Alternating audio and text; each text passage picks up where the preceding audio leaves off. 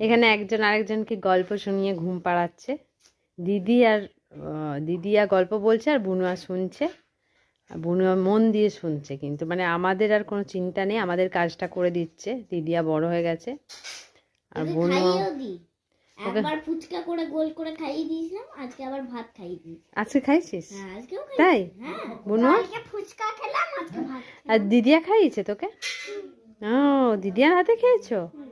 বাহ। বলেছে নাকি যে আমাকে আজকে না, ওর মা বলছে আমি খাইয়ে দিই, বলছে না দিদিয়াকে খাইয়ে দিই।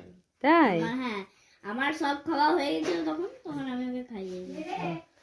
যাই হোক, বড় হয়ে গেছে দুজনা, একজন আরেকজনকে সামলাতে পারে। আবার দুষ্টুমি করলে দুজন মানে সব রকমই চলে, মারপিটও চলে, ঝগড়া ঝামেলাও চলে, আবার দেখাশোনাও চলে, রাগ হওয়া চলে,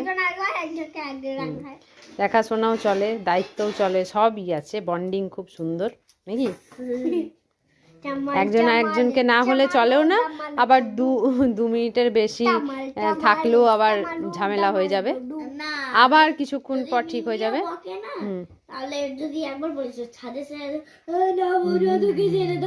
হ্যাঁ, বনুয়াকে যদি বনুয়ার মা কখনো রেগে যায় বনুয়ার উপর, না বকে, তখন আবার দিদিয়া বাঁচায়। মানে দিদিয়ার সব রকম দায়িত্ব আছে, ঝগড়া করার দায়িত্ব আছে। আজকে তোকে খেতে দেবো না, ওকে নিয়ে যেতে বলেছিল, থালাটা নিয়ে এসেছিল, ও খেতে পাচ্ছিল না। ওর আসলে ও কি জন্য হয়েছিল বন্ডিংটা বলি, মানে টিভি দেখবে, হ্যাঁ আচ্ছা আচ্ছা, খাবে না, নিয়ে ওই দিন আমাকে ফুচকা করে খাইয়ে দিয়েছে। আচ্ছা আচ্ছা, তাহলে দিদিয়া সব দায়িত্ব নিতে পারে, খাইয়ে দেয়। এখন দেখো তোমরা কি সুন্দর ঘুম পাড়াচ্ছে, দুজনকেই ঘুম পাড়াচ্ছে, একজনকেও ঘুমোতে হবে।